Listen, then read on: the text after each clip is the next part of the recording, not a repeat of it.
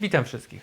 Nazywam się Grzegorz Pac. Jestem kierownikiem Międzynarodowego Zespołu Naukowców, którzy badają, jak elity w Polsce i w Norwegii we wczesnym i pełnym średniowieczu legitymizowały swoją władzę.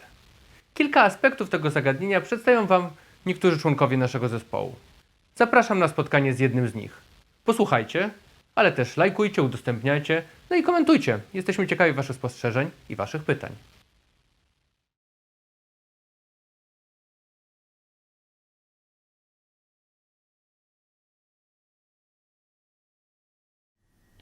My name is Jacob Orning. I'm a professor of history at the University of Oslo, and I'm going to talk to you about the project Legitimation of the elites in Poland and Norway from 1000 to 1300. That would be the High Middle Ages. And the first question one should ask in such a project is, why do this? Why compare Norway and Poland? One obvious reason is that Poland and Norway can be considered peripheries in medieval Europe. A very influential historian, Robert Bartlett, wrote a book some years ago called The Making of Europe, and here he said that the development in Europe in the Middle Ages was a center-periphery movement, so that impulses started in the core of Europe, that would be in the Carolingian areas in France, England, and then they spread out to the peripheries. And among these peripheries we find Norway and Poland. Norway and Poland, they were not unique kingdoms in that way. One could say that Poland belonged to a cluster of Eastern European kingdoms, including their neighbors Bohemia and Hungary, whereas Norway was part of a Northern European region with Sweden and Denmark.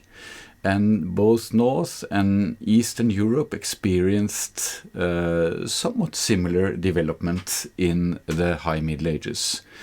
It is easy to see how there were some phases in these areas which are quite similar.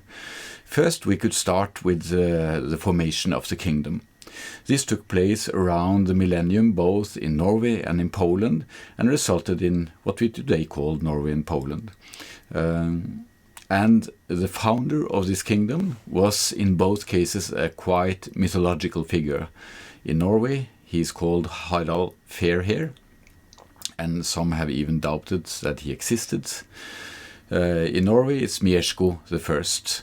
And he's also mythological, and the reason is that also here in both regions we have a bit similar sources, because the most important sources to both Mieszko and Harald Fairhair are chronicles, which are written much longer afterwards, after these kings lived.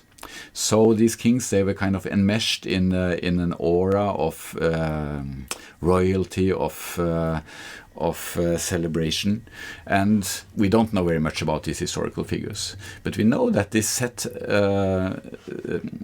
in motion a process which we often called state formation.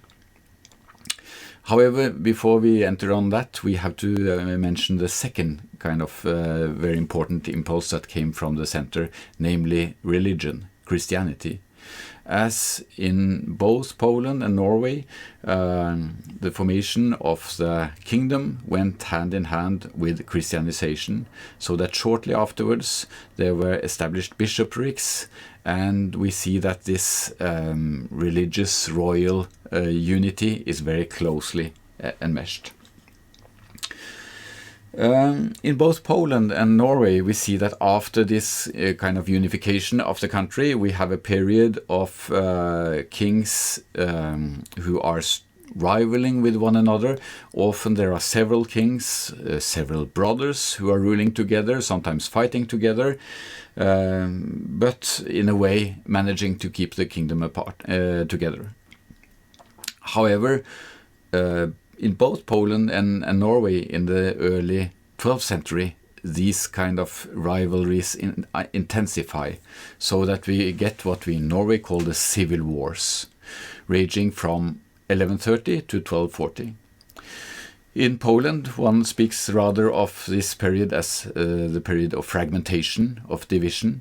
and it lasted a bit longer from 1138, is it normally reckoned from, until the early 14th century. And what is common to both these periods is that it was a lot of struggles, it was divisions, internal divisions, and at least historians and chroniclers reckon this as a period of much unrest and violence. It is important to keep these things in mind, that there are some kind of overarching similarities between Poland and Norway when comparing them. However, there are some problems with this model also, and I shall mention two. The first one is that this way of putting Poland and Norway together as a periphery of Central Europe, it puts very much emphasis on the center, and that the development in the periphery is kind of a reflection from what happened in the center. This is of course it's not all untrue, but it's not the whole truth, because we know that in a region it's not only external impulses that decide how things are going to develop. There are also internal impulses. So we have to take into more account that both in Poland and Norway there were important internal developments that interacted with these external impulses. I would also say that when comparing Norway and Poland, a major difference here is the character of the external impulses.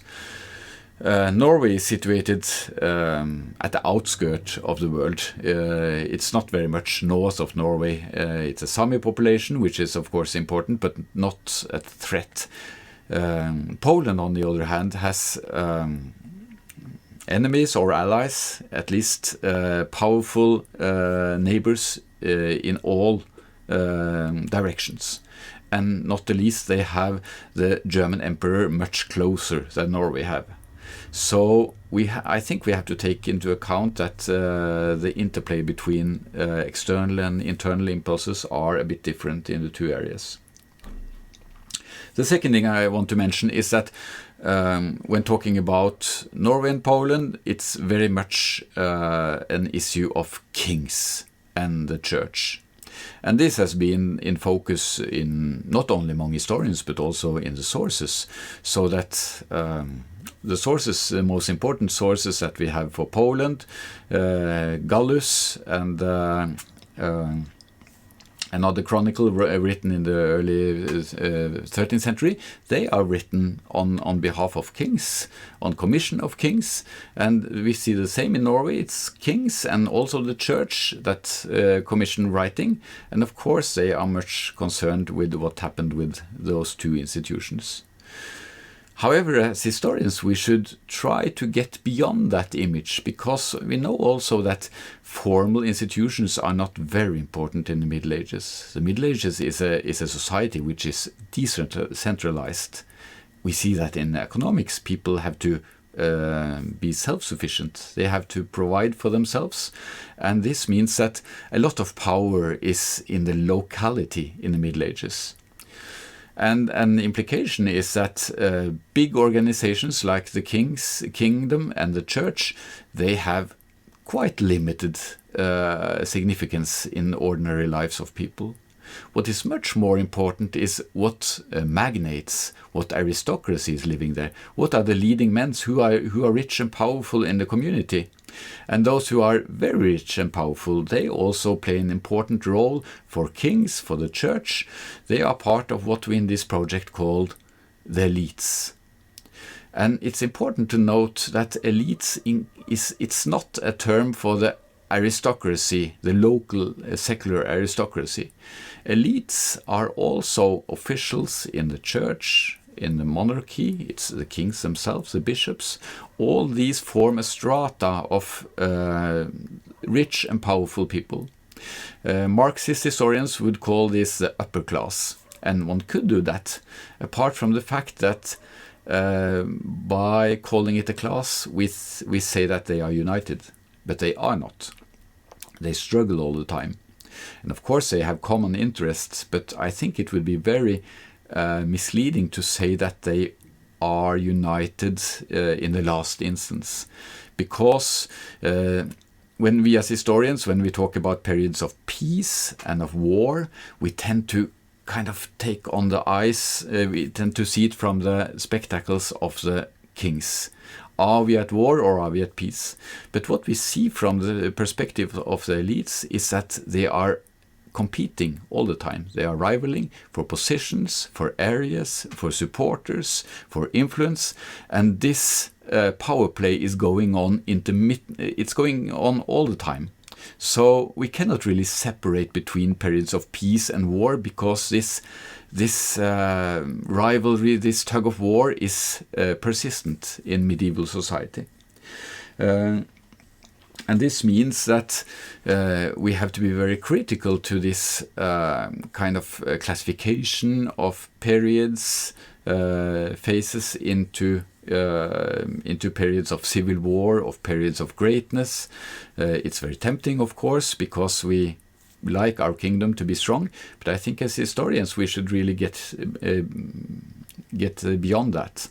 And part of this project, which is just in the making, so we cannot arrive at safe conclusions yet, is to develop and to think about and to investigate these kind of issues.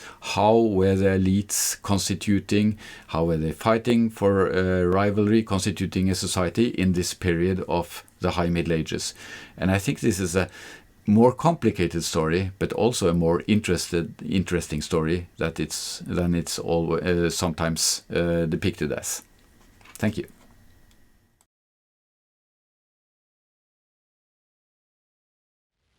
Zasoby symboliczne i struktury polityczne na peryferiach. Legitymizacja elit w Polsce i Norwegii w latach 1000-1300.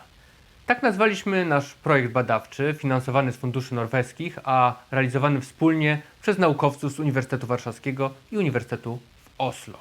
Nasz zespół badawczy, składający się z kilkunastu naukowców, zajmuje się 2 krajami z peryferii średniowiecznej Europy łacińskiej, Polską i Norwegią, w okresie od XI do XIII wieku.